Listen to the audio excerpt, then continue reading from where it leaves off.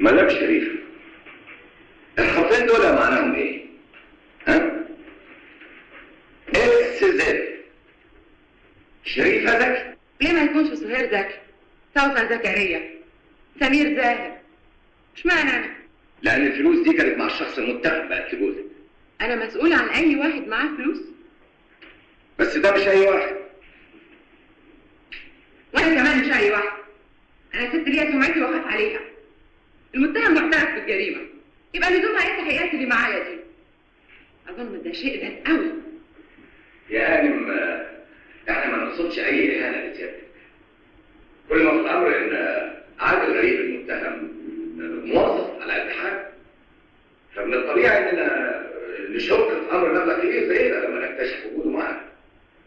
مش جاي تستولى على المبلغ ده من جوزك بعد ما قتله؟ استولى عليه؟ من خزنه القتيل يمكن، وبعد ما سرق ودور على حاجه يشيلوا فيها ما لقاش غير الشنطه دي.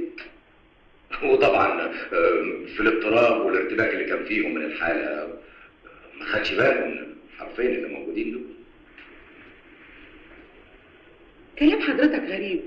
ده مجرد فرق، لكن لو ساعدتينا وقدرنا نثبت الكلام ده، في الحاله دي المبلغ ده يبقى من حقك. من حقي انا؟ بصفتك الوريثه الوحيده للمرحوم، الفلوس دي تبقى فلوسك.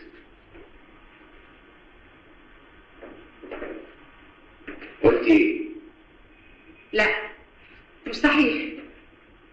احمد ما كانش متعود يشيل مبلغ كبير زي ده في البيت، وليله الحادثه قبل ما انزل على طول كنت معاه وهو بيفتح الخزنه. ما كانش فيها مبلغ كبير زي ده.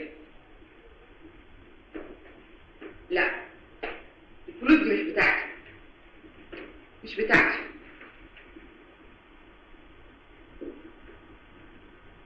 تقدري تفضلي. مع السلامه.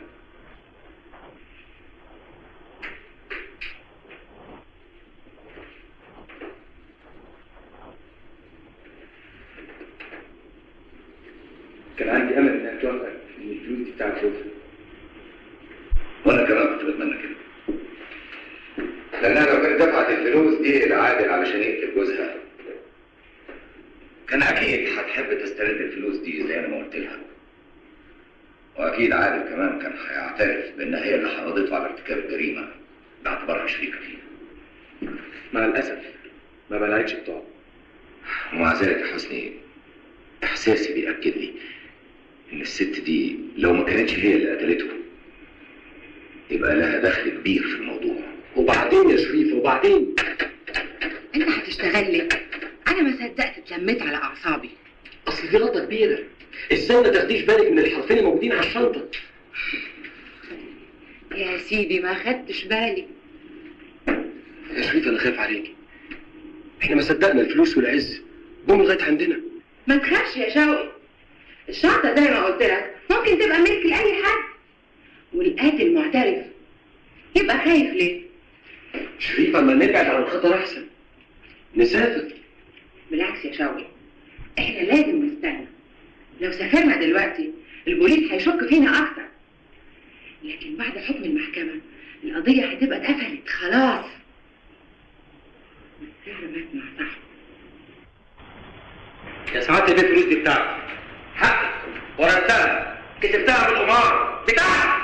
معاك حق، بس لو تأكدنا من مصدرها جايز نكتشف حاجات تغير تكييف التهمة بالنسبة لك وتاخد عقوبة أقل. يا سعادة البيت أنا راضي بحكم المحكمة، من قتل يقتل. أنا مش عايز حكم مخفف، أنا عايز فلوسي. خلاص نشيلها لك في الأمانات. أمانات ليه؟ الفلوس ما جاش معايا لما سلمت نفسي. أنا كنت شايلها أمانة عن الست دي، وأنا مصر إنها تفضل أمانة عندها. دي فلوس بنتي، وأنا عايز الأنسة دي تبقى وصية على بنتي. تقبلي؟ أيوه أيوه أيوه تقبلي. ايوه شفتي استهتار بنتك عمل فيها ايه؟ شفتي يا مرات خالي؟ دلوقتي مين يفكر يتجوز واحده كان ليها صله بمجرم قاتل زي اللي فضلته عليا ده؟ كل شيء اسمه ونصيب. واحد غيري ما كانش فكر يسأل عنها بعد اللي عملته فيا. لكن انا برضو من عيلة وافهم في الاصول. لازم اجي على نفسي واقف جنبها في محنتها زي بعضه بقى. هرضى اتجوزها. وليه يا ابني تحمل نفسك جمايل؟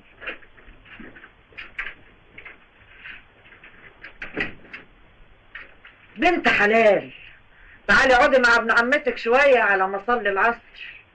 احنا ننسى اللي فات واعتبر الايام اللي عدت دي كابوس وفقت منه. الحمد لله، الحمد لله اللي ربنا نجاكي من المجرم ابو البنت دي. ما تشتمش بابا، انت راجل وحش. خلاص يا بنت، انت اللي تخرس وتتفضل تطلع بره كمان. انت رجعت لاستهتارك القديم تاني؟ قلت لك اتفضل اطلع بره. مش طالع. انا جايب كيس فاكهه كعب فيه 150 قرش من دم قلبي بقى.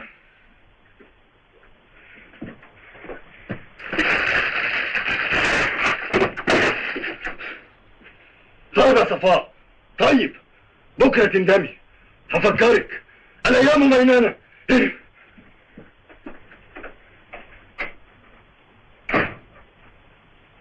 تعالي يا نهى، تعالي يا حبيبتي، ما تزعليش خالص، اهو مشي ومش هيرجع تاني. هو صحيح يا أبلة صفاء بابا مجرم؟ لا يا حبيبتي ما تقوليش كده. أنا بسمع الناس بيقولوا الكلمة دي بس أنا مش فاهماه. مجرم يعني إيه؟ بلاش تسألي في الحاجات دي يا نهى علشان خاطري. هو بابا مش راجع؟ هيتأخر شوية يا حبيبتي. هيروح عند ماما؟ نهى أنا مش عايزاه يروح عند ماما. كفاية يا نهى كفاية. أنا هخلي ربنا يسيبه. بس بابا قال لي ربنا بيشوفني ويسمعني.